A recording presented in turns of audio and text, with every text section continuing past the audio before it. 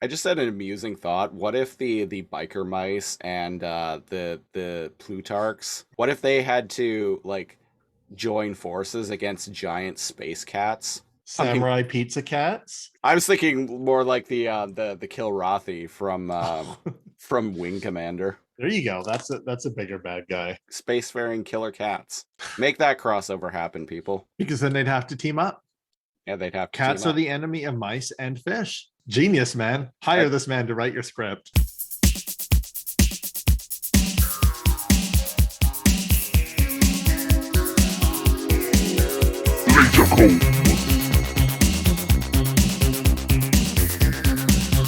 Good evening, Musculus. Welcome back to the Laser Comb Podcast, the weekly show where we comb through random episodes of classic TV shows with a fine-tooth laser. I'm one of your hosts, Christopher Siege.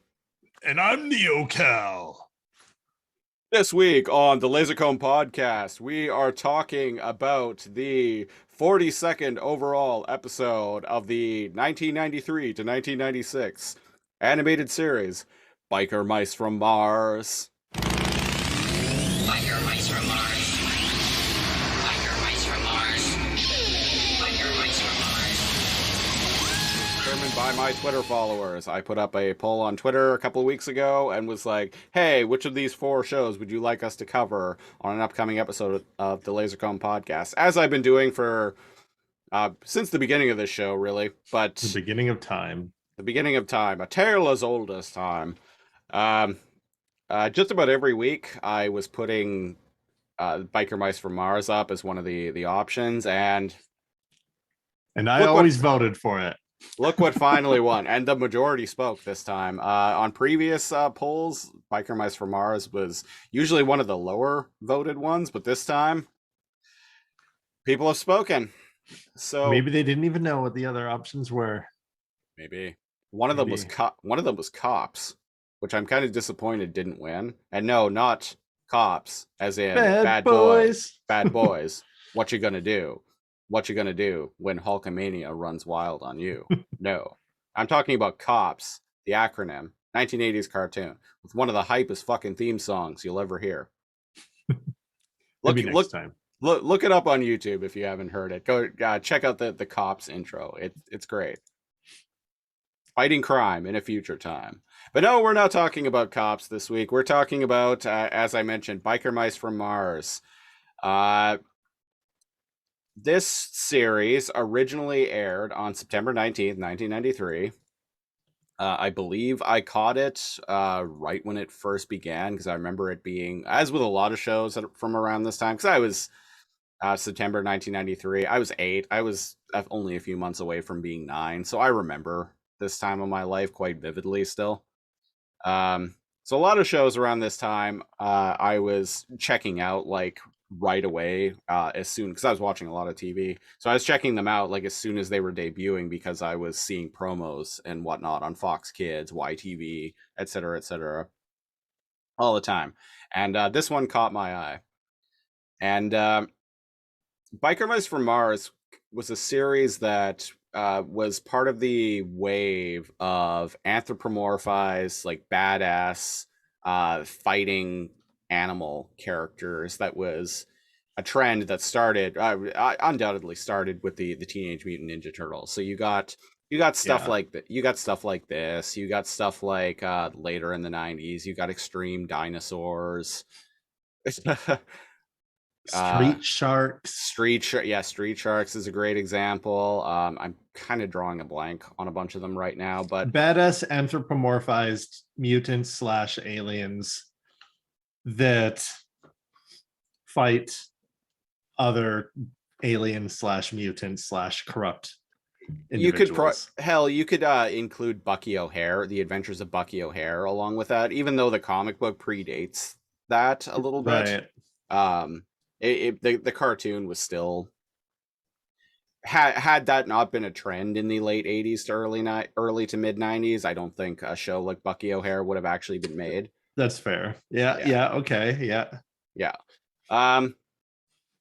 So that was a thing that was just really, really in at the time. And Biker Mice from Mars, I think, kind of stands leaps and bounds as being stands tall as being one of the better examples of this. Because I there's was nothing reminded of that when I watched this.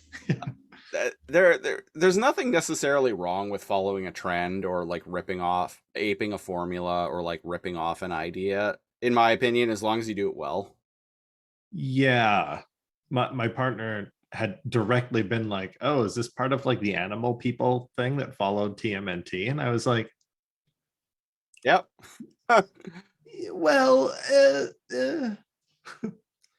it's probably it's the most noteworthy example, I would yeah. say. Like I said, show originally premiered September 19th, 1993, ran until February 24th, 1996. So it ran for about 2.5 years in That- syndication. Lasted a total of 3 seasons and 65 episodes, which was pretty standard for syndicated animated series at the time, 65 episode order. Um, Something I only recently discovered was there was a revival series of Biker Mice from Mars that ran from 2006 to, I believe, 2008. Only aired for 1 season in North America, but it actually got picked up for, I think, another 2 seasons and aired in the UK and in other parts of Really? Europe. Yeah, What the heck? yeah. No idea. Had no idea. Yeah, Why? Biker Mice from Mars was big in the UK, apparently. Oh, Like uh, some people that I know who had actually been voting on these Twitter polls, who are from the UK, were consistently voting for Biker Mice from Mars. So the show well, was there you have it. the show was much more of a thing there than it was here, although it was still pretty big here as well. So I'm I was pretty intrigued by hype this. on it. Yeah, me too. I had so many of the toys. Um, um, my favorite of the toys that I had was definitely Moto, and he was my favorite of the biker mice. He was the like kind of he was the gray mouse who Yeah, had the eye patch. He had the of robot course arm. that's your favorite. He had the earrings. Like he was like kind of the gruff one of the group. So yeah, Well, he they was all had earrings. They were all punks, right? They were all true. rock dudes. Yeah. Yeah. So yeah, I guess that's a good point. Yeah. The biker mice from Mars are kind of like if you took TMNT, threw in aliens and Alice in Chains, and Yeah. like Guns N' Roses, Oh, threw you know all that what? in a blender. I almost wore my Guns N' Roses shirt, but it has a bunch of cuts in the front, and I didn't want to be showing too much skin for the YouTube audience. You know, that might have still like the torn shirt might have actually like fit. Honestly, like it might have been appropriate Yeah, given the subject I matter. should have went and got it. Oh well, it's It's too what late can, now. Too it's late. we've come too far. Damn it. Yeah. Now Funny you enough, get generic spooky skull shirt video. I'm wearing Video my listeners. Young Bucks cease and desist shirt. That's fitting. that's kind of fitting, yeah. Yeah. Some rebellious shit, you know. Yeah. So yeah, Uh, your favorite was the dude with the robot arm and the eye patch, the older gruff one. No surprise. yeah. So yeah, the Biker Mice from Mars. What the show was about was it was about a trio of biker mice from Mars. Their planet was attacked by a group of anthropomorphized fish aliens called the Plutarchians. The Plutarchians, yeah, as if they're Plutarchians, from Pluto. as if they're from Pluto, yeah. So Plutarchians, and basically what they do is they fly around the galaxy and mine planets for all of their resources and then move on when they run Bastards. out of them. It's that's just the way the universe do, you know. So the biker mice grew up on Mars, and their society on Mars was very similar to Earth society. And when the Plutarchians attacked, all of Mars was basically destroyed. Civilization was wiped out, but our three heroes were able to flee and escape. But I believe their ship was shot down and they crashed over Earth, if I'm recalling correctly. And Yeah. We did not watch the entire thing, listeners. no, I'm going by what I remember of the show as a Yeah. kid and like briefly reading Wikipedia. Yeah. Seems legit. They also have, so they land on Earth and become they continue riding motorcycles around like it ain't no thing, fighting the Plutarchians, who we discover are hiding out on Earth by way of uh, billionaire businessman Lawrence Limburger, Uh-huh. who is a fishman. He looks human, but he's actually a Plutarchian fishman in disguise, wearing a rubber mask. And I don't think he Mission does it. Impossible. Totally, yeah. mask. I don't think he Yeah. does it in this episode that we're about to talk about, but he definitely, like, there are many times throughout the series where he pulls his mask off and you actually see his fish face. Quite scary. Yeah. We do see another of his race talking to him, though. Yeah, later in Yeah. the episode. The biker mice have their own version of April O'Neil. What is her name? Right. Man, she was Charlene Charlie Davidson. Ho ho! no way. Charlie Davidson. Charlene Charlie Davidson. Okay. She is according to Wikipedia, an auburn-haired, green-eyed, beautiful girl mechanic. Okay. Who owns the Last Chance Garage in Chicago. Yes, so the biker, I should have mentioned, the biker mice take up shop in Chicago. Throttle, Moto, and Vinny take up shop in Chicago, and they're aided by Charlie Davidson in their fight against Lawrence Limburger and his cronies, including Dr. Carbuncle and Grease Pit, whom we both see a lot of in this episode. Mm-hmm. Much to my joy. Oh, excuse me. Vinny's the Vinny's Vinny's white rat. Yeah, with the Kano head, right? Like part of his head is like cyborg, and he's got like a red eye. Yeah, he's got like a metal plate over the right side of his face. Yeah, and he's got white fur. And Throttle's like the orangish brownish one. Yeah, with wears sunglasses. Shades. Yeah. Wears shades. He's kind of like the techie, or like he's the leader of the group. Right. Oh, really? Yeah. Yeah, per Wikipedia, he's the leader of the group. Right. And Moto, as I already mentioned, my favorite is the gray furred mouse with an eye patch, a robot arm, and a gruff disposition. Mm-hmm. Forgot to mention, they all have, quite amusingly enough, they all have like red antennae on their head, just to prove that, just to really hammer in the point that they're aliens. Right, like very iconic to their silhouettes, but doesn't take away from the fact that they're giant mice. Yeah. It's easy to overlook that too, because it's so subtle. Yeah, totally. Yeah. Yeah. I remember the toys, some of the toys, you could actually press the antennae down into their head. Oh. So I guess to wear different, so you could put the helmet on them. Yeah. Yeah. Seems legit. Yeah, and you had mentioned that their helmets are kind of double as like space helmets. I kind of like that their motorcycle helmets double as like space. They kind of look and function as both Right. like space helmets and like motorcycle helmets, and it's kind of iconic and a cool idea. They can dramatically like flip the visor open. Right, like it's a neat design, and I think it actually works. I gotta say, like the character designs in this show are great. At first, I'm like, man, this is too much. Like, this is a blatant ripoff of TMNT. This is too much. Ooh, much. But it's not. No, it's not. No, like, it fucking works. Yeah.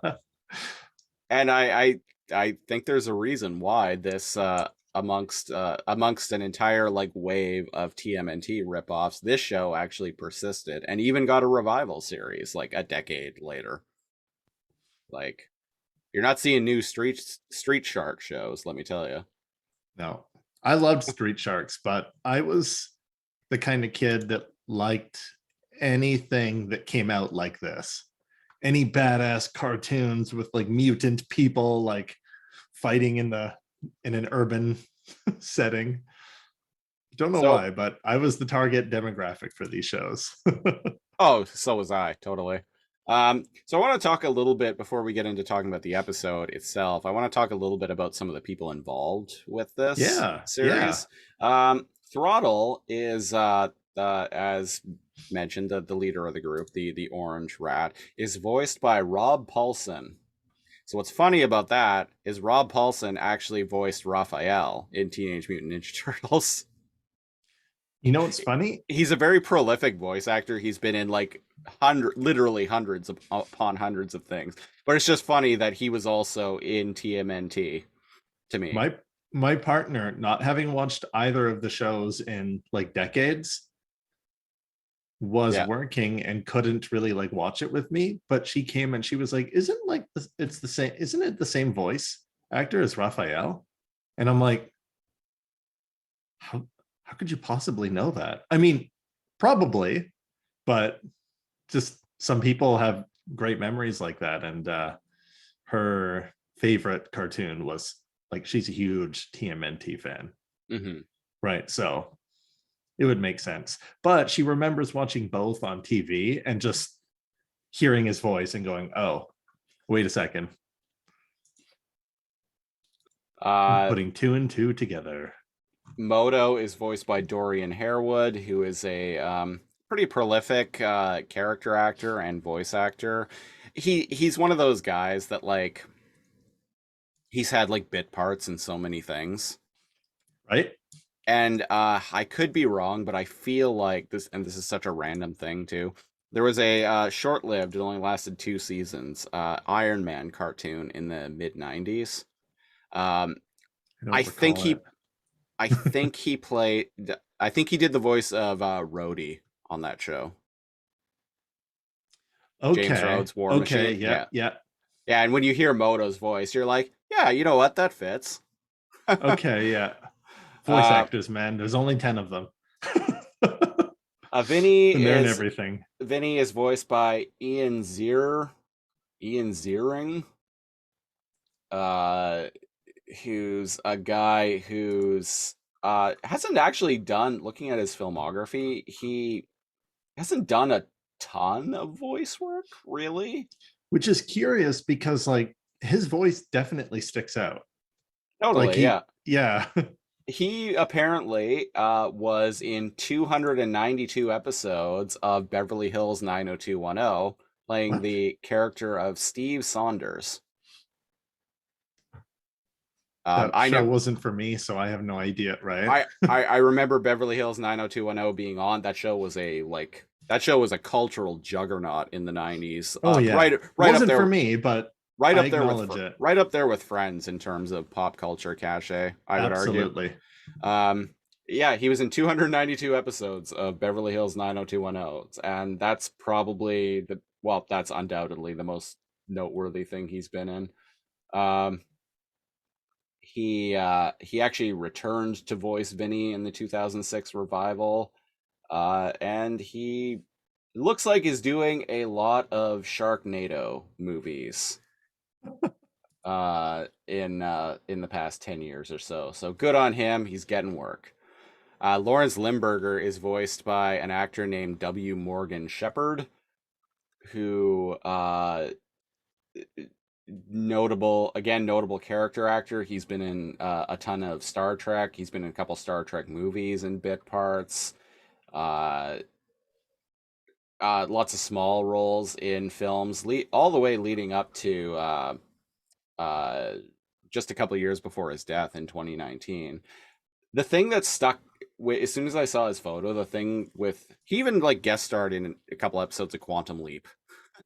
So Guy's done it. Guy's I done was a lot of looking it stuff. up when you were talking, and I was like, Quantum Leap. I'm a big fan. The thing that stuck out with me when I was looking up his filmography, though, actually two things. One was he was the voice of the head of the Vulcan High Council in the beginning of the J.J. Abrams Star Trek I was gonna reboot from ask the very 2009. beginning, right? The Yeah, very yeah. beginning when he is getting when Spock as a kid uh gets made fun of, he gets into a fight, and then he like goes and stands before the Vulcan High Command, and then he Wild. grows up, and then they're like, we're despite you being a filthy half human, we think you're good enough to be in the Vulcan High Command anyway. And Spock's like, you know what, actually no, fuck you, I'm going to Starfleet. He was the head guy on the Vulcan High Command there. I just had a flashback to that, very brief, because I don't want to talk about other things other than biker mice. But like, I remember they were in like little isolated, like into the ground, like little test things. Like they all had Yeah, their own little little foxholes. little like weird study foxholes or something like that. Yeah. Right? Yeah. One other thing that W. Morgan Shepherd did, he had a bit part doing bit voices as various Gurlukovich soldiers in Metal Gear Solid 2: Sons of Liberty.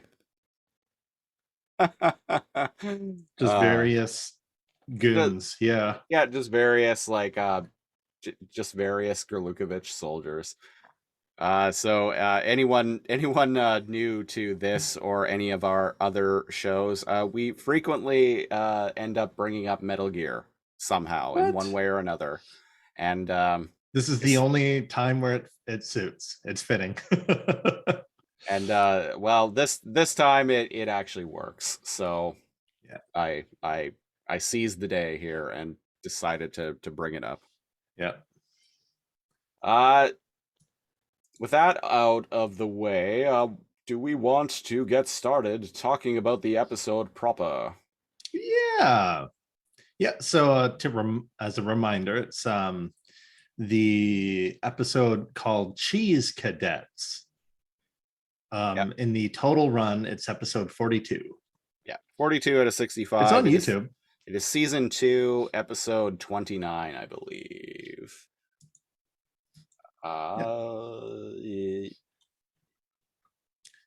Yeah, if you want to find it on YouTube for whatever reason, somebody has it uploaded as 39 Biker Mice from Mars Cheese Cadets. So perhaps that was like based on the UK airing, because I noticed Yeah. in the credits it wasn't, or not the UK, but like the European airing, because I noticed in the credits weren't in English.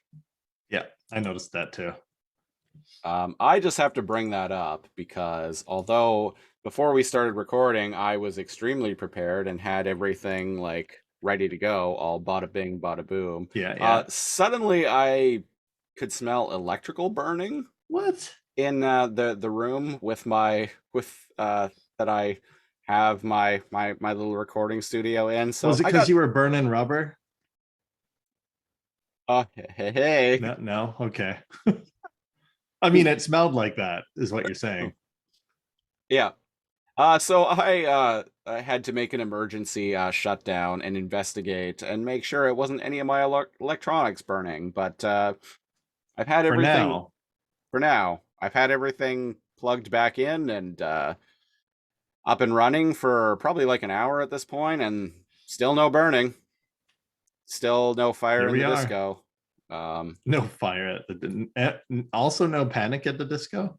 No fire in the Taco Bell either. Not yet, anyway. Man, I miss Taco Bell. You know, there's only I have nothing to miss. You know, there's only one Taco Bell on all of Vancouver Island, and it's in that's where we live, listeners. And it's in Nanaimo, of all places. Wow. Yeah, it's up by Woodgrove Mall. This is super local talk, but yeah, it's up by Woodgrove Mall. It's a half KFC, half Taco Bell. And I grew up in Nanaimo, so for me, Right. Taco Bell was always just a thing that like I could get anytime. As soon as you mentioned the half KFC, I was like, oh, right. When I moved to Victoria several years ago now, I'm like, fuck yeah, Taco Bell. Wait, where the fuck's Taco Bell? There's literally Man, only we got one. Taco Time. There's only one Taco Bell, and it's in Nanaimo. What the hell? Yes, we have Taco Shit. Time. It's not I the think same. our Taco Time in Victoria is a front. Whenever I go in, no one's in there. It has a huge parking lot. It's a huge building. And I'm like, how does this place stay afloat? There's a few Taco Times in Victoria. What? Where's the other ones? I'm thinking of the one. Are you Never, thinking you of, know what? Never mind. Whatever. I thinking- believe you. Are you thinking of the one on Hillside? Yeah. There's also one in Hillside Mall, and there's one in the Bay Center. Food court Taco Times. Yeah, that's where I expected them. Not like the big ass like one right on Hillside with like a parking lot of like 30 that's always empty. The sign for that Taco Bell always has like, for the longest, and it always made me laugh, but like for the longest time it on the sign, where they can like change out the letters to put like a custom message. For the longest time it said 99-cent Taco Tuesdays. What? With like 6 A's and a question mark. Yeah. What? The dumbest thing, but it always made me laugh. I Anyway, remember that. So what do we got going here? Episode 42 of starts Biker with Mice like from a Mars. starts with a Some news fart gas. reporter. Oh yeah, it starts with some fart gas like flying toward a news reporter. See, that's deceptive because initially I'm like, oh god, I forgot how gross this show is. Is this one of those gross shows like Toxic Crusaders? Like, right, where everything's like poop and farts and ooze and snot. Yeah. But no, this is a very minor part of the episode, and maybe this is something to do with past episodes because these flies are just kind of there. They don't really do anything. They just smell. Yeah, so it's a bunch of flies like flying around. Is it one fly or is it a swarm? Well, it's one fly in the no, it's a bunch. There we go. Okay. So it's a bunch of flies flying around this reporter who's like doing some reporting, and just spewing fart gas everywhere and completely ruining her news report. No Pulitzer for her. And Limburger opens up a like a zipper, and you know how it's almost like they put those big like plastic fumigation like tents over houses. Yeah. Is that what this is? I feel like we're missing something from past episodes because there's a building covered in this. Yeah, this building is Lawrence Limburger's it's his Trump Tower basically. Yeah. And he opens a jar and lets out more stink flies, and he's like, "Fly free, my pretties." Maybe he's trying to keep the stench of Limburger HQ from escaping, because I do remember it is a common thing on this show that Plutarchians, that's what they're called, right? The Plutarchians all smell really bad. They're fishmen. Right. They smell terrible. And so he wants to make it more amenable to him. And I mean, his name is Lawrence Limburger. Limburger is a stinky cheese. Yeah. Yeah.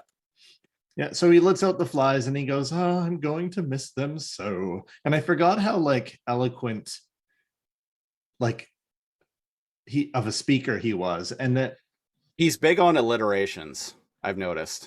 Big on alliterations. A few of the characters do. Yeah. In the episode, but I forgot that he's not a physical threat to the biker mice. He's very much an intellectual threat. Okay, and that's something that actually kind of surprised me, because in most cartoons of this era, like the villains are always like really bumbling and like slapsticky and like really kind of dumb. They're like Shredder. Or they're like aggro, and they're like just surrounded by like bumbling buffoons who always get in their way or whatever. But no, Lawrence Limburger, he actually seems like a smart and cunning guy. Yeah. Like there's nothing dumb. Like he's smarter than the biker mice. Yeah. For sure. So right away, I'm already like, wow, this is actually kind of refreshing. Yeah, that's how I felt. I was like, oh, wait. And then it turns to his they always need to have a Megabyte has like his air doctor. Yeah.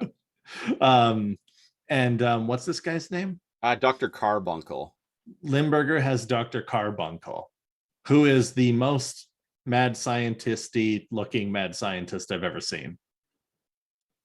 He has a typical mad scientist outfit with long black gloves that go to his elbows, and his brain is gigantic, and he has a cord coming out of his like the side of his head to like some sort of power pack behind him. Right. So I don't know what this guy's story is, but And he talks like this. yeah. This definitely hurts the voice actor's like throat for sure. I looked at probably not actually. I looked the character up. The character is actually voiced by a woman. Oh, I immediately knew that. Yeah, just from listening to it. Yeah, I was like, oh. So able like, able to more naturally hit higher octaves is what I'm. It's not that the at. octaves higher. It's that it sounds like Their throat is very gravelly. Mm. so. What's happening here? So Dr. Carbuncle has developed some kind of doohickey that can shrink items basically and put them into little marbles. Yeah, and I'm unsure about how, because he points at Limburger points at a building out the window, and the building kind of like almost black holifies. It warps weird and like disappears. And then it comes out of the machine in the room they're in. And I'm like, in a marble. Yeah. Things move so fast in this. Part of me is like, whoa, slow down. This feels like multiple episodes. There's a lot of unexplained things, but it's okay. Do you know what I mean? Like you're just supposed to take it at face value. Yeah.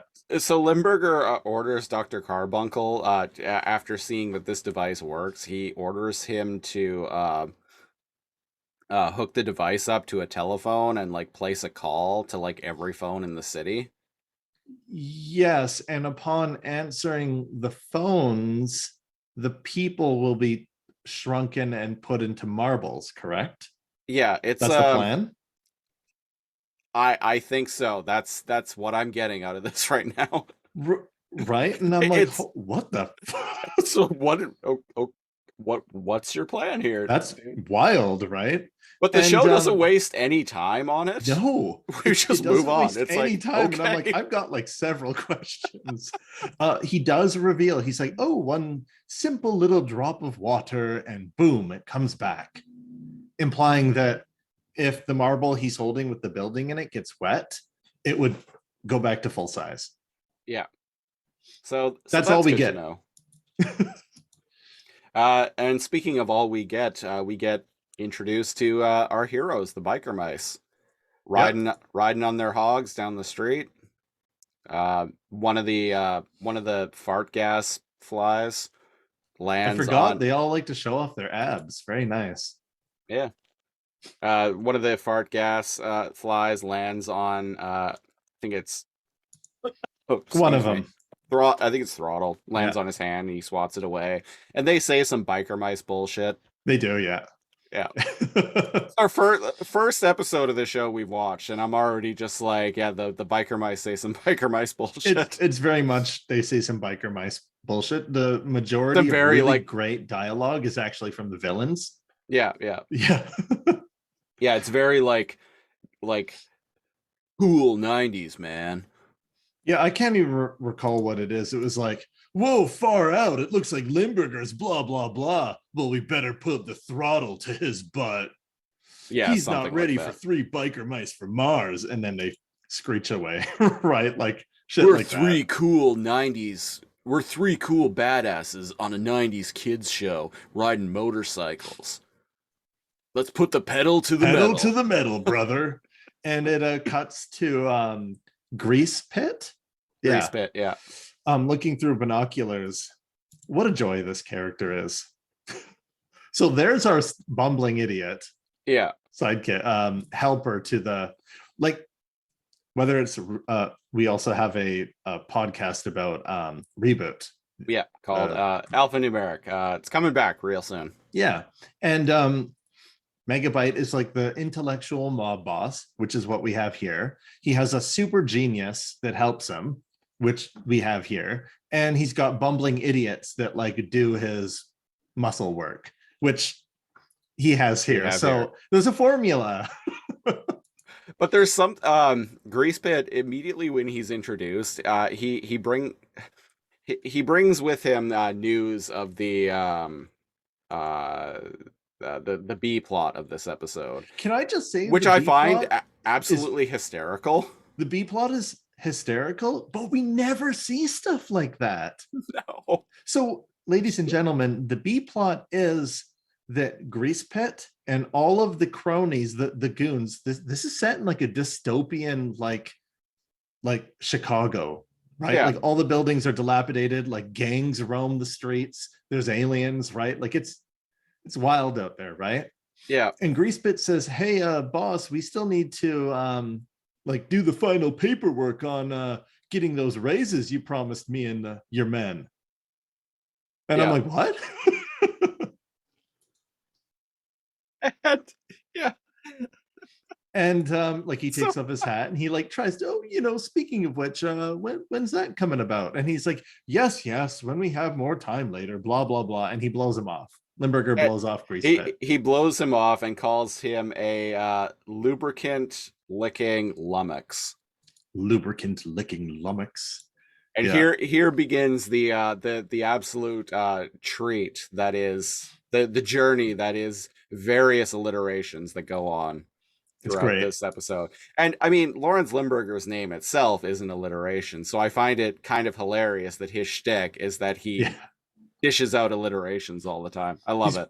He's And that's not- probably a and that's- fan of Shakespeare. And that's not something that I picked up on when I was 8. No. No, When I was 8, I didn't. He's the bad guy that smells. exactly. Yeah. Interesting contrast.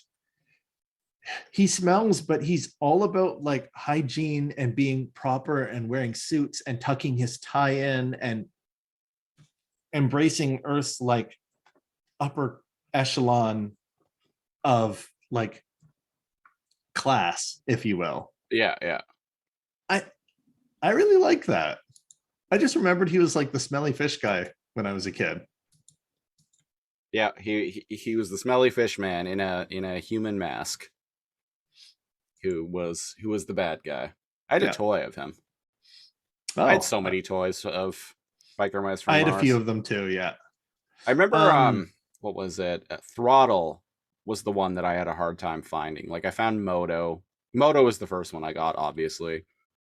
I found Vinny and I had Lawrence Limburger, and I think I had Dr. Carbuncle, but I remember it took me a while before I actually got Throttle. I think Throttle was the only one I had. How dare you? How dare. So yeah, the 3 biker mice from Mars pull up in front of Limburger's building and they step into a trap. And I'm like, how is that a trap? Like, were you not expecting his men to be in front of his HQ? Yeah, And then we get the intro. yeah, they get swarmed with fart gas, and then a bunch of like party vans show up and shoot Yeah. them, and yeah, then we get the intro. And I accidentally hit skip on YouTube. How dare. I know, how dare. What am I even Yeah, doing so over the here? intro does a good job at like filling in the holes of what's going on here, right?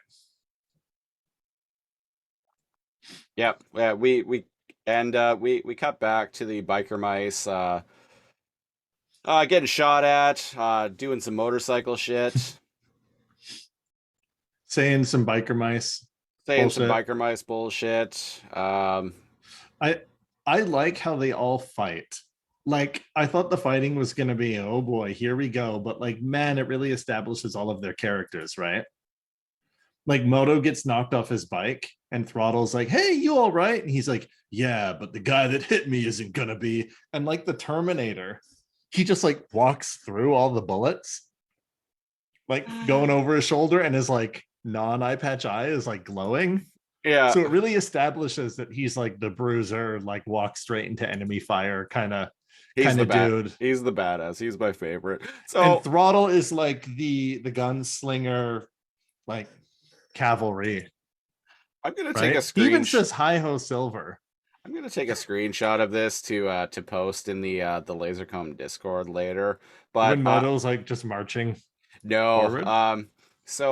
we're listeners, we're watching this on YouTube because at least in Canada anyway, this show wasn't available to stream or purchase anywhere.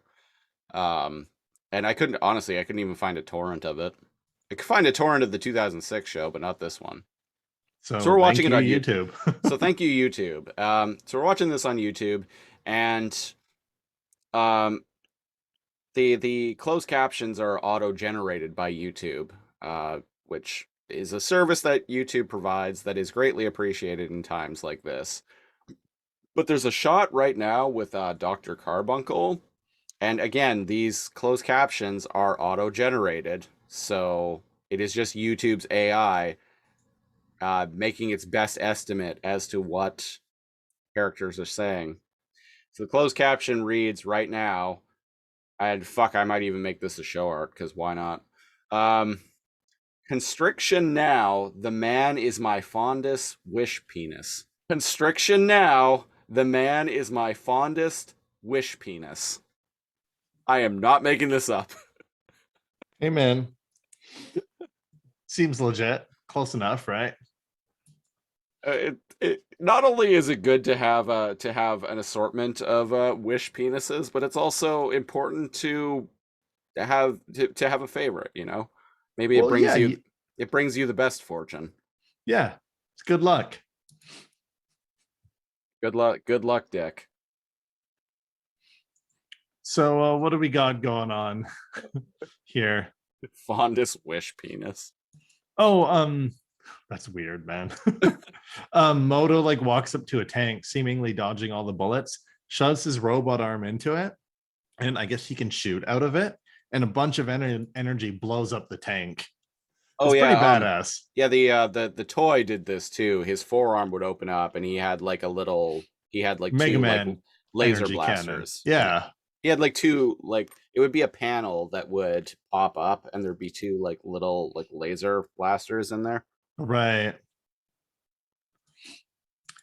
So I noticed that all the Constriction now, the man is my fondest wish penis. You blew a fuse, didn't you? YouTube's just doubling down on this. seems legit. Man, I like their helmets.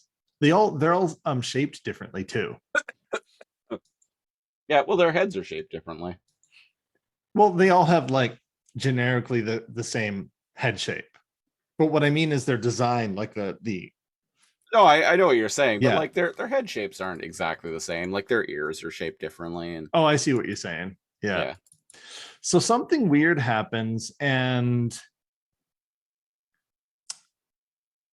the experiment goes wrong and Limburger's building gets launched into the sky. And I'm not sure how or why. Okay. Oh, they Dr. Carbuncle plugs some device in, and it blows his building into the sky. Yep. Oh, it blows the like enclosure that they were in into the sky, and it crashes on top of Limburger Tower. So they were in some like forward operating base or something. Okay.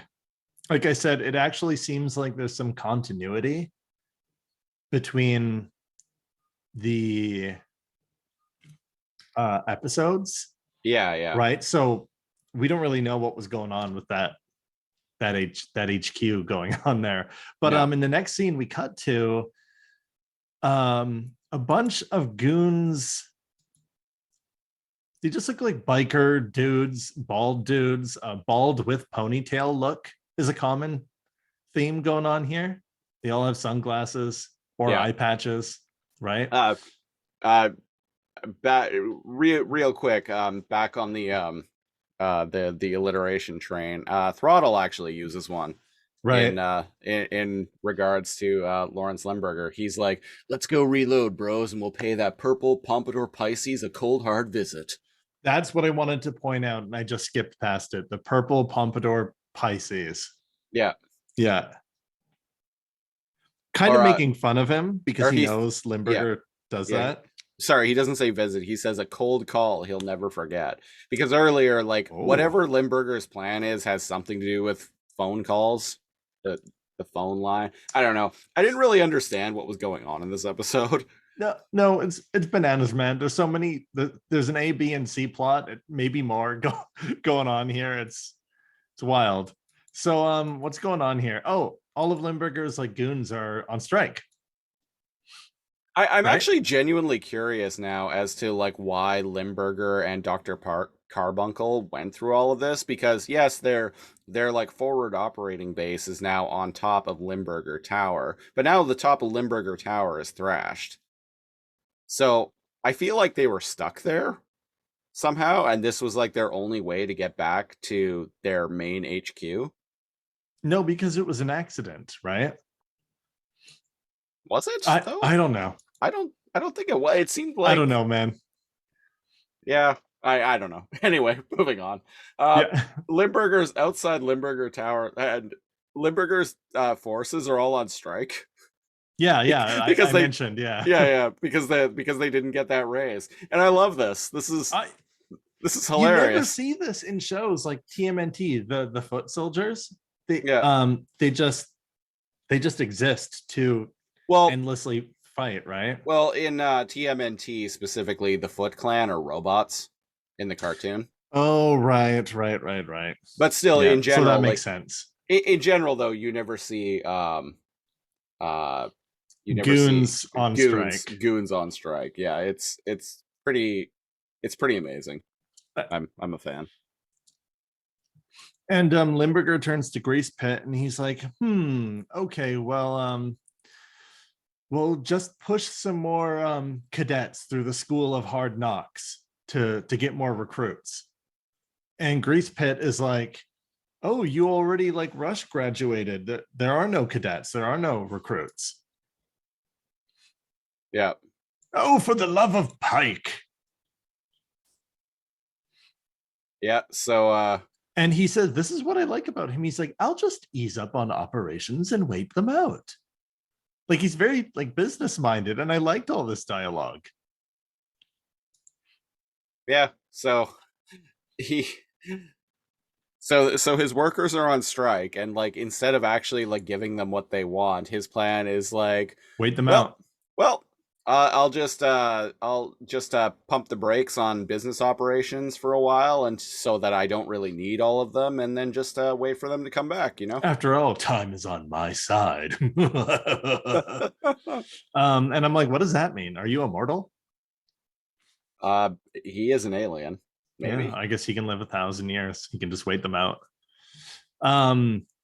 So the biker mice pull up, and the goons don't attack them. They don't attack the goons, and they just kind of like amusedly observe the strike going on, full of like, you know, like biker, like top knot ponytail dudes holding signs. Yeah. Yeah, they should talk Lawrence Limburger a little bit. Like, The biker mice say some biker mice bullshit. yeah, and a missile like comes down from the From a camera. from a camera or something on the side of the building. Yeah. And Throttle like pulls out a pistol and like shoots it out of the air, and he's like, I get the feeling we're being provoked. Hey boys, I get the distinct feeling that we're being provoked. It's got a good voice, yeah. And yeah, Limburger, we cut back to Limburger, and he's In front of like, a giant like console. yeah, in front of a very like comical, like cartoony, like supervillain computer. Yeah. And he's basically His like, dialogue is so fun, and his expressions. take Ooh. it away. It's just nothing. Like this episode would be 2 hours long if I raved about like all of his lines, right? But it's just Fair like, enough. ooh, I can't wait to show them blah blah blah blah blah. Ooh. Like the voice actor had so much fucking fun playing this like idiot, this like flamboyant alien yeah. mob boss. Yeah. What a weird design. I didn't appreciate the villain that much when I was a kid, but boy oh boy is he kind of the funnest part of, of Totally. the episode. Yeah. So yeah, he's trying to provoke the biker mice. Missile turrets and rockets and stuff like open up on Trump Tower. Like literally From, it's like from a war Trump Tower, yeah. from Trump Tower. Blah. And I get the feeling, like, based on what he says, like, I think he's trying to provoke the biker mice to cause like a brawl between them and the workers that are on strike. Yeah, to cause them to get back to work. Yeah. He's firing missiles right over them too. And they're just unwaveringly like still on strike. Don't even care that lasers and missiles are flying over their heads. He has a golden statue of him that is just pointing a finger, but it also shoots lasers. And it's supposed to look like gold, but like also maybe made out of cheese. Yeah, yeah. Wow. It just turns and shoots lasers. Oh, it is. It's not even gold. It's made out of cheese. Yeah, because because it explodes into throttle, like throws a grenade or something at it and explodes into a bunch of pieces of cheese. Pieces of cheese. What? This show's fucking wild, man. And the body parts of the cheese statue of Limburger like land on the ground, and so like his arm is like sticking straight up with like the finger pointing, and his head lands on the finger, like the nostril of his head, like of his nose, lands on the finger. So dumb. They had fun animating it. They had fun. Biker mice are like riding around, like shooting, getting shot at. Light like collapses, and it's like a laser turret inside. Like it's wild.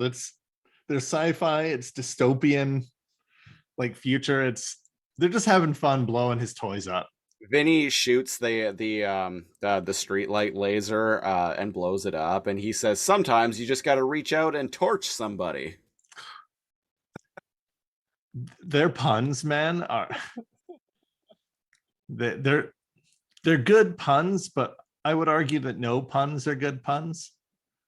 I definitely don't at me. Listeners, I am definitely one who appreciates terrible puns. I love appreciate bad puns. and hate I love them. dad jokes, like all of that. I'm here for it. I appreciate it and sigh at it at the same time. Let me say that. Yeah. So Grease Pit and the mad scientist Carbuncle are like kind of scared. They're like, oh shit, they're coming for us. They're not like goons that want to fight them. Yeah. And Limburger's like, hey, get your ass out there, losers. Yeah, and then Grease Pit and Carbuncle are like, hey, so maybe now is a pretty good time to discuss our raises. I find this so funny. Why, you degenerate adult? And so Limburger, you get out there and stop those mice. Yeah. Limburger like threatens to fire them if they don't go out and fight. And Carbuncle and Grease Pit. Carbuncle's like, are you thinking what I'm thinking? And they look at each other, and then it cuts outside to them, and now they're picketing too. So he's lost like his two like main like cronies because he was yelling at them and he refused to give them a raise. Isn't that great? That's amazing. Okay, so the working factor here in this dystopian, hellish, like alien future is capitalism. Capitalism, yeah. The bad guy his control is all money. Yeah. Right? And the goons only want to work for him if they're compensated properly. Like, holy shit, this show's way deeper than I rember. This show is a really good episode. Well, we picked. It was random. Yeah, it was random. Finally, that random number generator actually like did something in our favor. This is a wildly, like, even the biker mice are nearby and they're laughing and they're clapping. What's especially interesting too, is like this show seems weirdly critical of capitalism before like it became like Popular to kind of en bitch about. vogue to Yeah, complain about capitalism. yeah. So in a way, the show is kind of ahead of its time with its messaging. Way ahead of its time. Hey, Yeah. maybe The this is billion's a billionaire oh here's a who minor lives in thought a tower. experiment. Maybe this show is the reason why. Maybe this show implanted some subconscious seeds into millennials, and that's why millennials, by and large, hate capitalism so much. Is because of Biker Mice from Mars, And no other reason. and no other reason. Well, maybe that's like what plant the seed in the back of our minds as kids to start questioning this stuff as we got older. So only people that had seen this show were woke enough to. This show is pretty popular. Did you ever watch this? Biker Mice from Mars? Okay, my partner watched a little bit of it.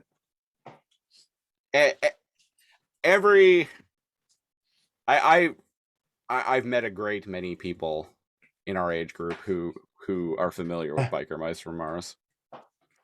I'm amazed this show isn't available on anything to purchase or stream. I was brought a chocolate. How dare you? We are on air, goddammit.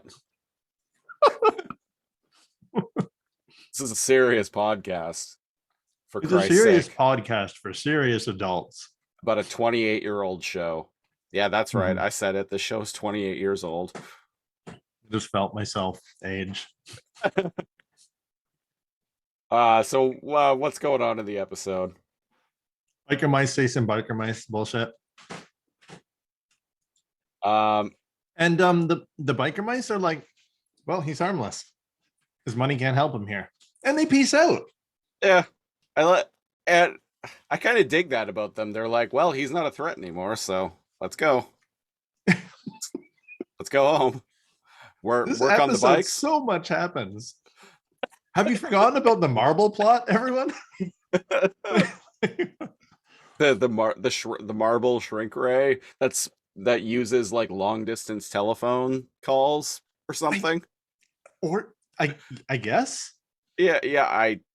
I don't even know. But we cut to Limburger monologue. Yeah. in his office, and he's looking all sad. He delivers a monologue, and he's like, "The best laid schemes of mice and men leave us naught but grief and pain." The best laid schemes of mice and men. And he's like, if I can't get goons here, I'll have to, what does he say? Hire externally. There's some sort of something like that. speech. Yeah. And he flips through a fucking, what are those things before digital PD Palm Pilot things? The little rotating thing. A Rolodex. Like a Rolodex. Thank you. They're still used in business quite regularly. And he pulls out. I'm so confused. What's going on here? Okay, here's what I think. It seems to shock him only momentarily, but a device, this show doesn't explain anything, and it's fucking bananas.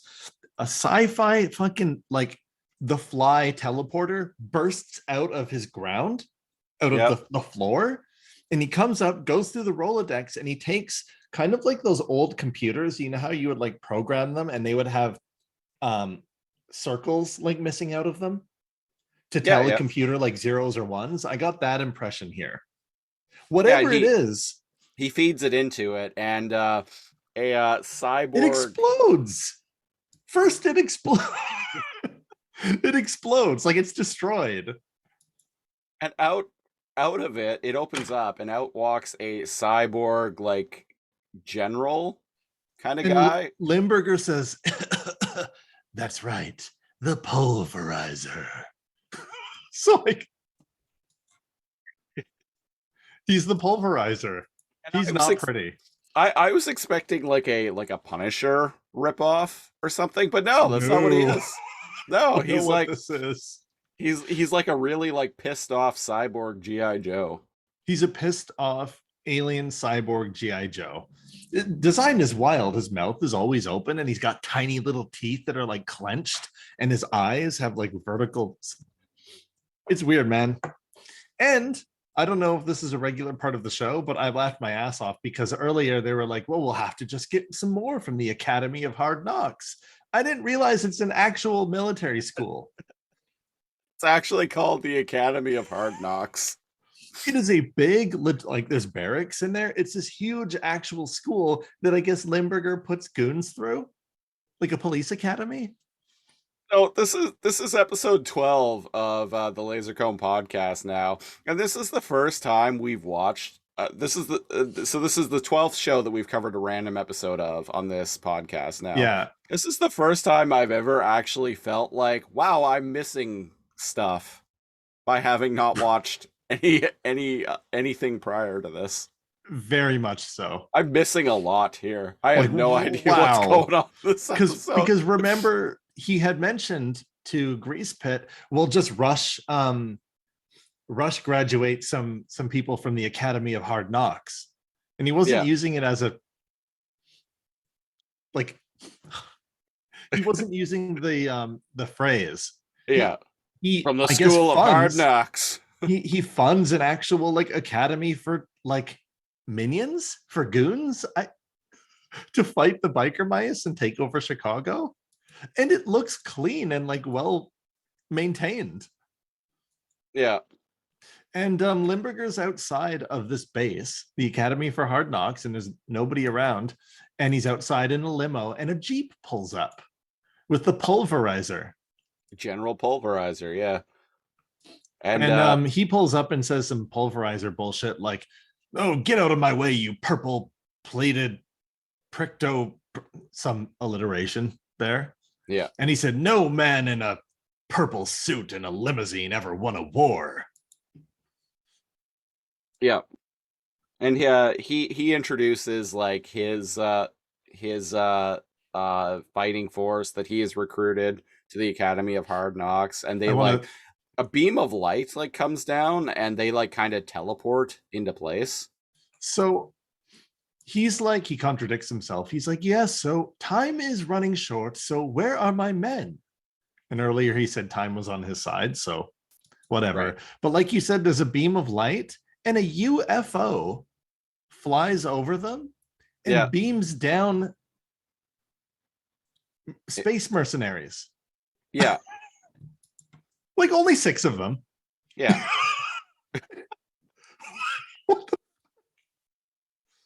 And they look like humans. They look like the dudes that worked for him, like ponytail bikers. There's one. I was thinking that too. There's one in like a next the next who has shot, tusks. next scene. He's in this shot, but he's very briefly, like an eighth of a second. He has tusks. There's another one that has like a weirdly shaped, like his eyes are shaped weird. But his eyes are shaped weird. A lot of them just look human-ish with sunglasses. Yeah. A few are obviously alien. Yeah. And there's a training montage of these goons. By the way, they're huge. They're jacked. They're all built like The Rock. yeah. They're all GI Joes, basically. They're all GI Joes. And their training montage is shooting cardboard, like shooting range cutouts of the biker mice. Right. God, why haven't we done GI Joe on this show yet? Right. There are several GI Joe cartoons too, so we've got a lot to choose from. Kudos to like the animators and everything. It does that thing where it half transparents Limburger's face and he's just laughing over and behind the montage, right? Like, and it shows just like in Beast Wars, Megatron laughing while that's what's happening. Communication tower is exploding. And in the montage, it shows them in a class, and the Pulverizer robot cyborg guy is like pointing at some like mechanical looking like digging device, but it's built like a scorpion. And they're all sitting in class, like taking notes. Wild. Wild. And before they leave, he's like, I see the training's like coming along nicely. And he's like, wonderful, wonderful, dear General. And as they're walking away, Pulverizer looks over his shoulder and a cardboard cut up of Limburger pops up and his men shoot it down. And he's like, yes, things are going along nicely. The And I'm way, like, what is this episode? so Limburger is kind of Treachery just too? standing there in place, and like General Pulverizer, like the way he like grabs him and just like turns him around so he doesn't see his own target being shot. And then turns around and puts the target up with like a remote. Yeah. Just the way that he like the way Limburger is standing there with like a big smile on his face, and like he just grabs him by the shoulders and turns him around. It just cracked me up.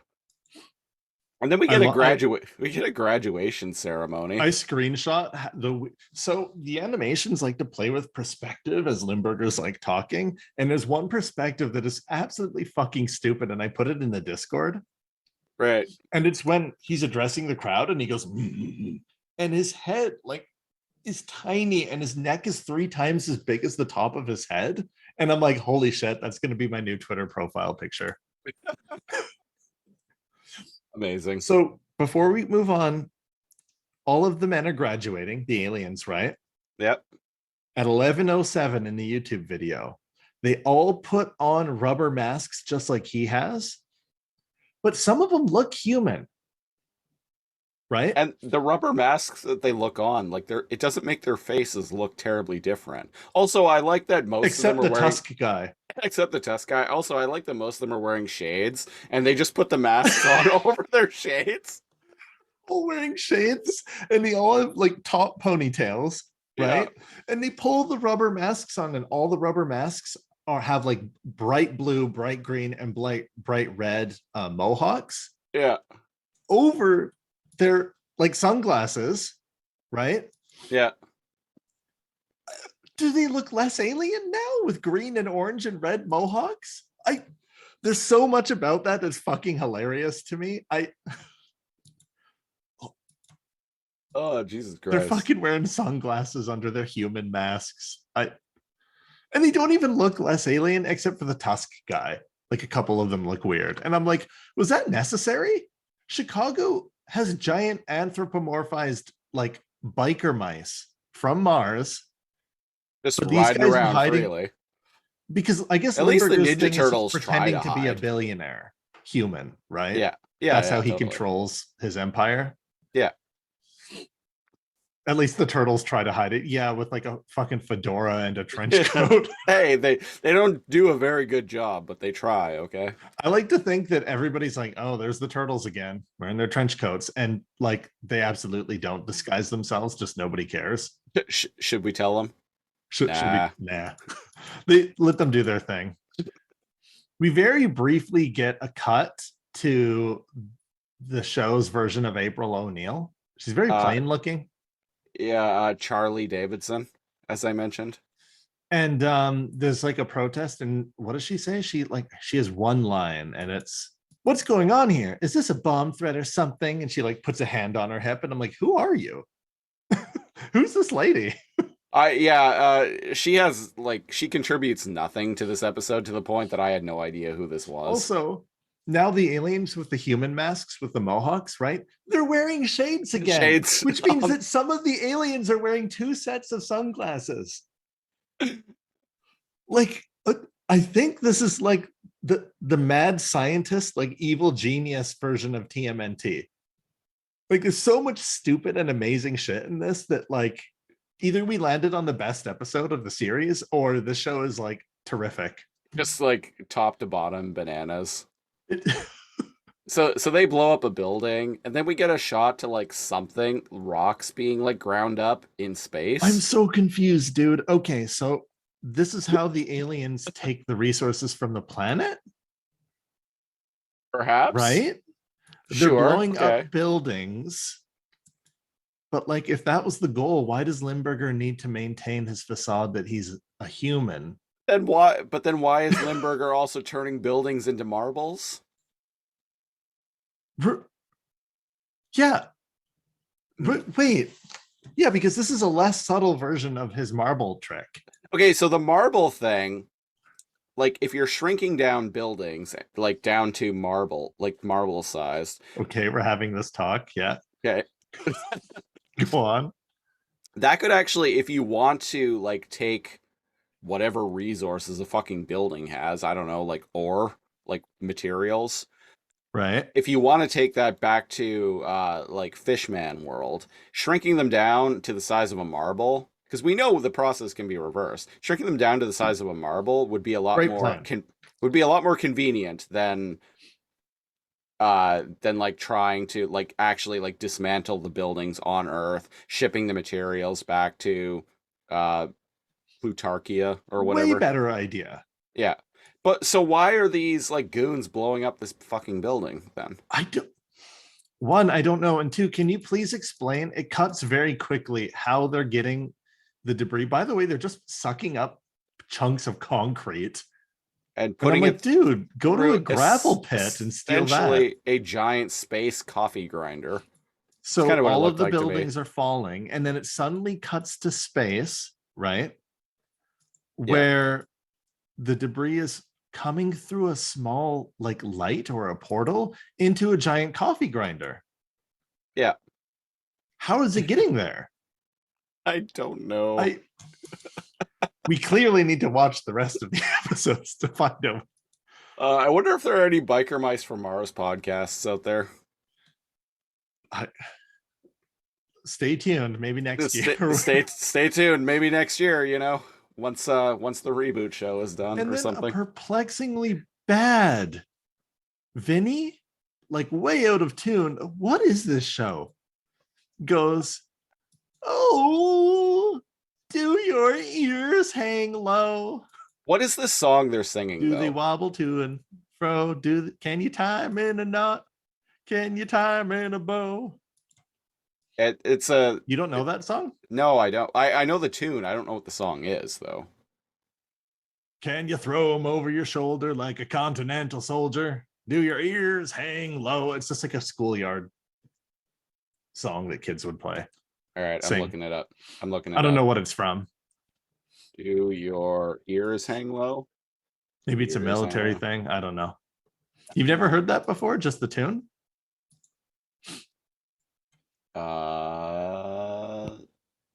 All right, it is Turkey in the Straw. An American folk song that first gained popularity in the early 19th century. Turkey in the Straw was initially a popular tune for fiddle players as early as 1820. In the late 1870s and until 1930s, Turkey in the Straw was performed at minstrel shows by blackface actors and musicians. Oh boy. Well, wouldn't you know? And it's another version of another It can be version sung of to the parade of wooden soldiers, sailors, hornpipe, etc. another version of it. Do your ears hang low? Is do your ears hang low is a shorter version of Turkey in the Straw. Yeah. And is The common soldiers' in version is sung in schools, at camps, and at birthday parties. Let's see. In the United Kingdom, a shorter version with differences in the lyrics heard, commonly sung in Cubs and Brownies events, like a regimental soldier instead of continental. And there's a soldier's version of World War One. Do your balls hang low? Your balls hang low. Do they dangle to and fro? Can you tie them in a knot? Can you tie them in a bow? Do they itch when it's hot? Do you rest them in a pot? Do you get them in a tangle? Do you catch them in a mangle? Do they swing in stormy weather? Do they tickle with a feather? Sailors, hornpipe, the parade of the wooden soldiers. There you go. See, we're an educational program. Tag that shit as educational. YouTube. Yeah. All right. Well, today I learned. And they're all having a hoot and they're laughing their asses off. And Moto is like, yeah, one more time. How do they know One this and a song? They're two. from Mars. Radio broadcasts from 50 years ago. All right, sure. I'll take it. You know, Is that the strangest thing on this episode to you? Because it's not to me. Oh Jesus. Ah, apologies, So listeners. I happen to be dying right now. yeah, he's just dying. Nothing to see here, folks. There's an earthquake, and they don't get to sing it again. Yep. Because buildings are blowing up all over Chicago. And they go, all right, guys, it's tail whipping time. And they all like do a wheelie and they're getting ready to like rip out. Yeah, it's like a guitar And riff Throttle plays. is like, oh yeah. Yeah, it's pretty fucking hype. Oh yeah, let's ride. Let's rock. And the reason they're holding this wheelie, by the way, even though they're not moving, perplexing, but good on them. And they're waiting for the green light. So they're teaching safety on the show too. Obey. This is a dystopian, nightmarish Chicago where there are no other vehicles, by the way, except the gangs and Limburger's men and them. The buildings are uninhabited, and there's enough electricity running through the streets for them to wait for a green light. God bless America. That's right, kids. Make sure you obey the rules of the road when doing illegal wheelies at an intersection. And what Vinny says some Vinny bullshit, which is a lot like Cheetor bullshit. And he's like, it's getting really hard to make a dramatic exit these days. And so it cuts to construction work and they're piling up the rubble and putting them into dump trucks. And I'm like, this is way less efficient than the marbles. Like you said, what is going on? And I guess they're here to stop them from taking the rubble. Maybe What's the point at this? Maybe this is Major Pulverizer's plan. Like he doesn't like the marble shit, or he doesn't know about the marble shit. This is Pulverizer's plan because Limburger wants to rule over the Earth. I feel like he likes being rich on Earth, whereas he's just a goon on his planet. Yeah, according to Wikipedia, on his planet, he is a literal bootlicker. Like he literally licked the boots of the King Fishman or whatever his name is. Right. But here he's extremely powerful and wealthy. Correct me if I'm wrong, because we see a FaceTime meeting between Lawrence Limburger and his boss back on Pluto, and I swear he's voiced by Scott McNeil. Okay, 1 second. Before we get to that, they realize that these aren't normal goons. Yeah. Right. And Throttle actually gets hurt. He falls off his bike and seemingly breaks something and goes unconscious. And Vinny shoots a grappling hook out of the back of his bike to grab and tow Throttle's bike behind his. Nice. Hey, he's looking out for his pal's ride. You know, I forgot about that. Yeah, I forgot about. I mean, that's not how motorcycles work, but these are Martian super tech bikes, right? Let's remember that. Yeah. I forgot about all the tubes and stuff running through Limburger's office, like with the fish and sharks and octopus and stuff. Yeah. So we cut to Pulverizer making his move because he's like, "What are you doing here?" And he's like, "I'm here to replace you, buddy." And he's like, "You and what army?" And then the door blows open behind him. He's like, yours? Like, mine or yours. Yeah. No, he says yours. Yours. Yeah. I'm like, wait, you walked in and then your men blew open the door? This show is so fucking extreme. Everything explodes and there's a metal guitar riff like every 10 seconds. Why was that? Especially if he's taking over, wouldn't he not want his office doors blown open? But like you said, he's cowering and he's like, but there's order to things. You can't just take over. And then it cuts to the FaceTime of the big Plutarchian boss man. Yeah, we'll call him King Plutarch. Yeah, King Plutarch, sure. So he calls him up. I'm listening. I'm trying to listen for Scotty's voice. Yeah, he calls him up and he's like, how could you turn against me, your most loyal of servants? And he's like, well, I never really liked you anyway, and this General Pulverizer guy's got a much better plan. I guess. And I'm I like, don't know. does he? Does he? He gets results. And to be fair, Limburger wants to rule Earth and gain power for himself, not necessarily just get rid of Chicago, because then he won't be powerful. So I kind of like that. I kind of like that Limburger is an enemy of Chicago and the biker mice, but like doesn't quite want to destroy Chicago because then his station on Earth would be over and he'd lose all his power. Right. No, I totally get that. That I dig it. yeah. Makes a lot of sense to me. I'm looking up Scott McNeil.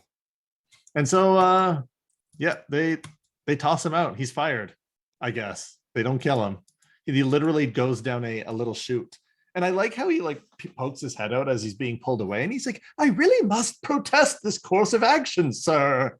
And I'm like, Jesus Christ. And he shoots out the refuse, much like Dinobot, you know, shooting Pterosaur out the garbage chute. Limburger is shot out. And I guess they just empty their garbage out onto the streets. There's no infrastructure in this Chicago, man. It's a Wild West out here. According to IMDb, it is not Scott McNeil's voice. It wasn't quite there yet. I'm disappointed. Limburger's men are all there, and his men look just like some of the aliens, so weird. And Grease Pit, everyone's there, and they're all like their whole brandishing knives, getting ready to fuck him up. Gentlemen, men, I am in the same predicament as you are. This is a problem of the higher ups. It's always been their fault that they didn't pay you more. I'm one of you, and it works. Yeah, it works. Wow, what a wild and unusual world where the like millionaire like top dog douchebag is able to convince a bunch of blue collar like working class people that he's one of them. And they actually buy it and eat it up and welcome him like with you, open arms. a blameless victim in the hierarchy of I can't remember what he says. The hierarchy of countless cutbacks. He likes his alliteration. Yeah. It was hard to say almost. Blah. Yes. That's wild. That shit's wild, isn't it? Cool callousness. It is wild. And then Grease Pit's like, oh, okay. Well, I guess we're done here. And they just fuck off. They're done. They don't have to fight anymore. And Grease Pit's like, let's go get some eats. And I'm like, oh, okay. What is this show? This whole thing could be a movie. Or like 5 episodes. Forget people. There's still the marble thing. Keep your The episode has forgotten about it by this point, but it will come up again. It's in the background. We haven't really seen anything about it. No, absolutely not. That's what I mean by the episode's Right. kind of forgotten about it, right? For a while, but we'll circle back. This show's insane in the best way possible. And what does he talk? He talks to Carbuncle, and he's like, I have another plan if you're interested, and if you're interested in a bonus, of course. And he's like, yes. Yes, of course, master. I'm always one to connive. Your overwhelming cheesiness is what they call him. Your overwhelming cheesiness. Yeah, I was looking up the episode list. Cheese appears in the name, like the name of many episodes of this show. Of course. Mice, Limburger. Cheese, yeah. And the plan? Limburger just walks up to the garage where the biker mice are.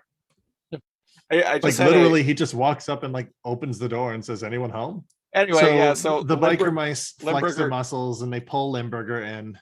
Yeah, they push him against the wall and like instead of birdies, because they slam him against the wall and he's like knocks a few bolts loose, but instead of birdies like going around his face with like chirping sounds, it's little fish. Which I thought was cute. Yeah, cute. Yeah. And they point guns at him. Man, like this isn't.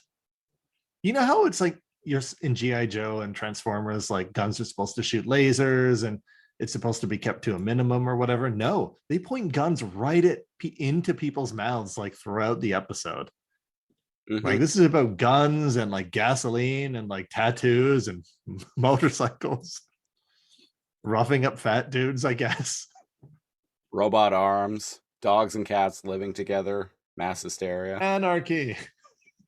So basically, he's like, "It wasn't me that hurt your friend. It's the Plutarchians and put some general in charge. I'm out on my ass. It's in your best interest and mine if I were to be put back in power." And I'm like, he's right.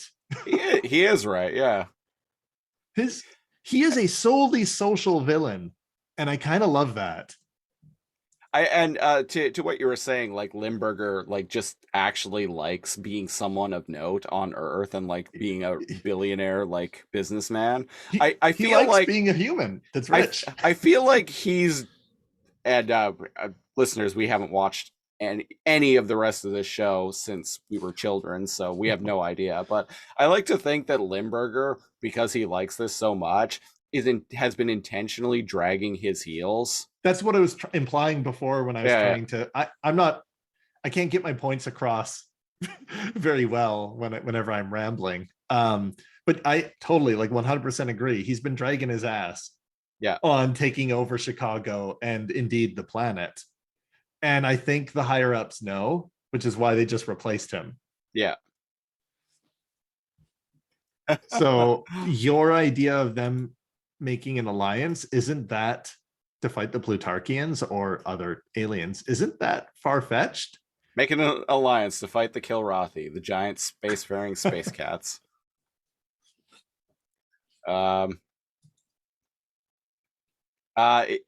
Yeah, so yada yada.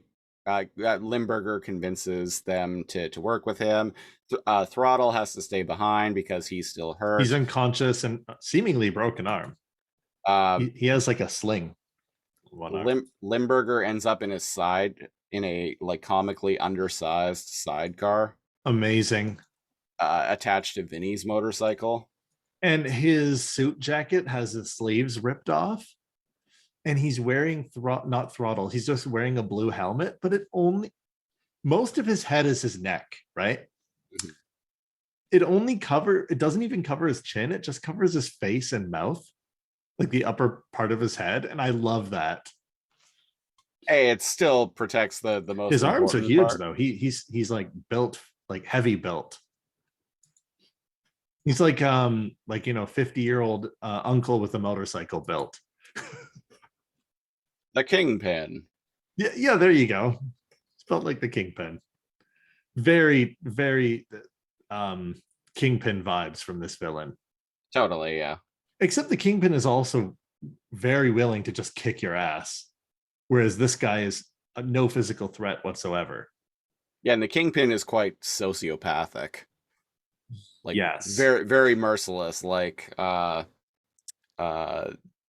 in the Daredevil TV show, like will pulverized a man's skull until there was nothing left of it with a car door. Yeah, I love that. You can get away with that. But not Limburger. He's having fun and he's kind of embracing the whole like biker thing. Yep. And Vinny turns to the screen and breaks the fourth wall, and he's like, I don't know if this, I think this is more than my carefully crafted image can bear. And I'm like, huh. Stay away from me, kid. You bother me. And seemingly complete crafted image. Yeah. And right when they're pulling out, seemingly fully healed Throttle goes up to the window. And he's like, whoa, I must be hurt worse than I thought. Now I'm seeing things. And I'm like, wait, what? They only took off with him because you were injured. You're fine now. So we cut to Pulverizer. I got the impression he was like, man, like, how messed up am I? I'm seeing my bros hanging out with the bad guy. Yeah, exactly. I must be tripping balls right now. Must be tripping, yeah. And must have hit my head harder than I thought. Yeah. And we cut to the office with the fish-eyed cyborg Pulverizer guy. And I just noticed in all the tanks that go through Limburger's office, they're replaced with like submarines and military vessels. I didn't even notice. The show's wild, man. It's It's such like freedom fighters to show up early morning, typical. And he's looking out of the tower with binoculars, and he jumps in his Jeep that is in the office of the skyscraper that he's in. I never even thought that that was weird until reviewed it with you right now. And he rides his Jeep out the window of the skyscraper, flies out, and lands on the ground just fine.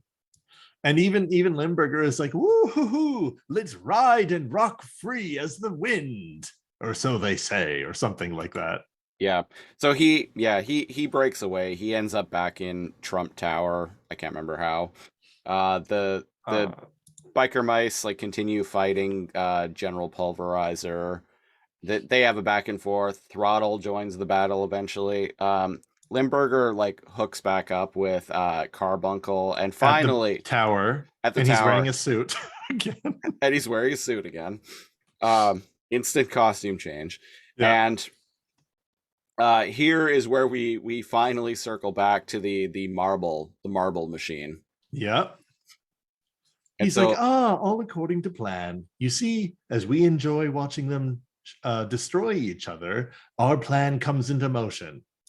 And all we hear is a whole bunch of phones ringing.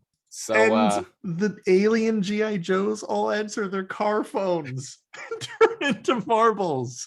I'm not making this up. Is that what happened? Yeah, that is what happened. Interesting that no one else around the city answered their phones, though.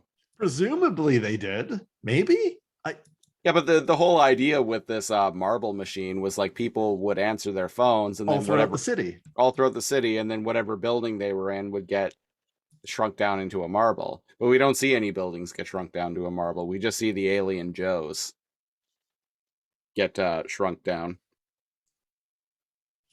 Yeah, and Pulverizer doesn't answer his phone, so he's like, I guess I'll finish this myself, and takes out Vinny and Mondo.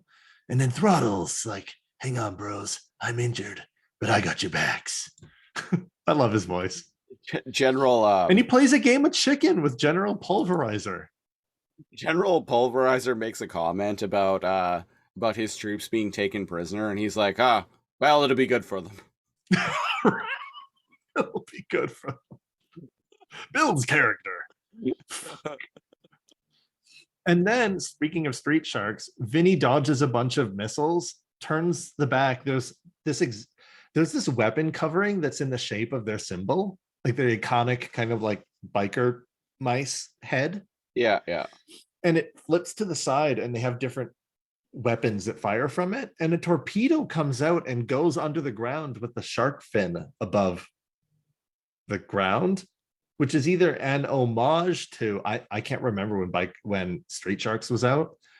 Probably I feel like that's time. an homage to Street Sharks or something, because it goes through the concrete, comes out underneath the Jeep as a rocket, and shoots him off into space. And Pulverizer's like, huh? What? Street missiles? What's this war coming to? I'll get my revenge, or I'll return, or something, as he like blasts off into... He doesn't end up going to space, though, because... right.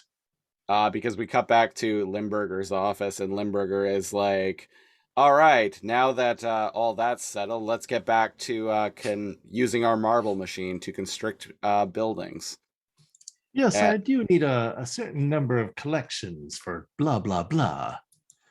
And then General Pulverizer's Jeep crashes through the roof, and he gets squished and says some bullshit. And you see his arm like flailing, and then like falls dead, and like shoots some water or something.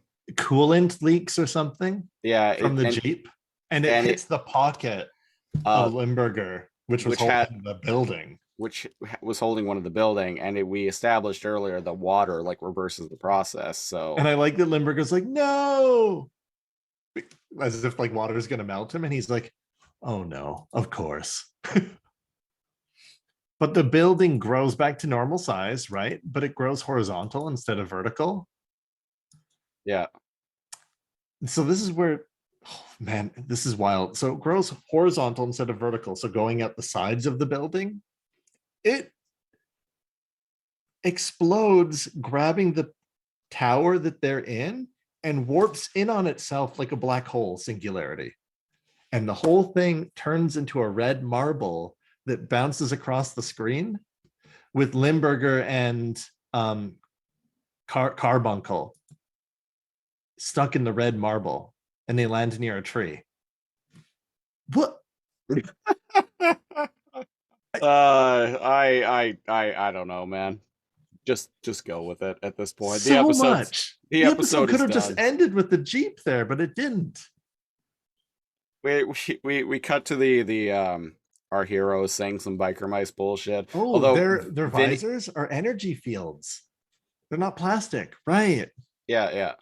And Vinny or Throttle makes a line like, "Good thing we didn't lose our marbles in the heat of battle."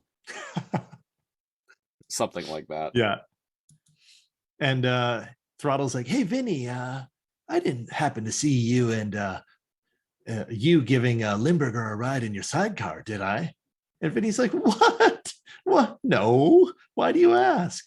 And it shows a squirrel picking up the marble with Carbuncle and Limburger. Limburger in it. Yep. And grabs it and And runs away. it runs away into its hidey hole. And you Doesn't hear Limburger say like, "Aw, nut"? I was He goes- expecting someone to make a nuts pun. he does. He does, goes, yeah. "Oh, nuts." And then there's a guitar riff and the episode ends. Yeah. That was a wild 20 minutes of animated television right there. I don't like comparing things and versing them, but I feel comfortable saying that is the wackiest, fucking wildest thing we've ever covered on Laser Comb. Holy shit. 100%. I love it. That was amazing. Yeah, I think I'm gonna actually like go back and watch some more of this. I since think it's I'm all gonna on watch YouTube. some. Yeah. Not all of it. I need to find out. I need to find out what the flies were from. I need to find out what the orange building they were in at the beginning was. Yeah, their forward operating base, if you will. Yeah. Why did it say? Why did it have the letters LI on it? Limburger's initials? His initials are LL. His shorthand? I don't know. I don't know. It said like capital L I and then lowercase I. Yeah. Yeah. We'll never know, folks. We'll never know. Maybe we'll do some research and get back to you on a later podcast. No, we won't. Which we always follow through with. Which we always follow through with. Yeah, that was fun. That was wild. That was wild. If you had told me that, I would have told you that a 12-year-old was just making up a story. You know how like kids will just like make up a story and like one thing will lead to another and none of it makes sense and it's crazy. And that was me when I played with action figures as a kid. This feels like a kid making up a story with action figures. And they like did wheelies and but they waited for the green light so the cops didn't get them and then they took off. I don't know. Insanity. Utter insanity. It is. Well, that has been episode 42 of Biker Mice from Mars, and indeed episode 12 of the LaserComb podcast. We will be back next week with a Patreon sponsored show. So for those who don't know, you can go to patreon.com/lasercomb, spelled LAZORCOMB. We're at the $10 and up tier. You get to pitch us a show to review a random episode of a future episode of this podcast. We've done a couple patron sponsored episodes of this show thus far, and we got a couple more in coming up. So new $10 patron, Jared C. He's been with us for a while. I've noticed him on the LaserComb Facebook page here and there, liking and commenting. So big shout out to him. He subscribed to us on Patreon at the $10 tier recently, and the show he pitched was the 2001 to 2002 anime Fighting Foodons. I remember when I told Cal about this a couple of weeks ago, he was like, he just started laughing and he was like, "You didn't exclude anime." And I'm like, "No, No, sir. no, I did not." Anyone who has been following this or any of the various other podcasts that we do week in and week out will know I'm not a big fan of anime. In fact, I don't really. There's a handful of animes that I do enjoy, but in general, I'm not a big fan of the genre. I am a casual enjoyer of the anime myself. But regardless of that, rules are rules. $10 gets you the ability to pitch a show to us. And Jared C, thank you for being a patron. Thank you for being a supporter of this and our other podcasts for Also, quite a while now. to contrast, Christopher, I am a fan of anime, and this looks like a wild ride. It's not the first time one of us has liked something and the other didn't. And I'm sure it won't be the last. So what we're going to do here is we are going to go to numbergenerator.org. We really got to get a sponsorship from them one of these days. So it's 26 Wikipedia. episodes. 26 episodes. Yes, so sir. one random numbers between 1 and 26. And here we go. We're hitting start. Numbers are rolling. Rolling. Keep rolling. Keep rolling. Keep rolling. Yeah. 25. So next week on the LaserCo podcast, we are going to be talking about the 25th episode of Fighting Foodons. Final Battle, Dawn Cook / Chase in Space. It is the penultimate episode of the series. That actually excites me. Okay, here we go. Because we so far we haven't gone in like completely blind to a show to the penultimate, the second to last episode. No. This is the first. This is the first. This is LaserCo first, and I'm here for it. I'm really excited. All right. In the very least, maybe you can appreciate how wild it might get. I did read up about what the show is about, and to be honest, it does sound kind of bananas. So it's a little bananas. Little bananas, just a half a banana, not a fully ripe banana. One serving of banana. A banana split, if you will. So yeah, we'll be back with that. If you want to, you or anyone you know wants to torture us with a random episode of whatever show you want, even if it's a show you know that we might not like, we are bound by it. You can go to Patreon. It's contractual obligation. We have to review it. We have to review it. We are men of our words, damn it. As long as it's not reality TV or game shows. So there are some rules to this. Has to be narrative based, so no reality shows, no game shows, no sporting events, no pro wrestling, nothing like that. And the show has to have completed its run, so it can't be something that's currently airing. So if you want to do that, just like Jared C did for next week, or any of our various other patrons have done on previous episodes, go to patreon.com/lasercomb and pledge $10. The $10 and up tier also gets you our weekly news and current events program, Lasercomb Tonight. We've got 18 episodes of that available now.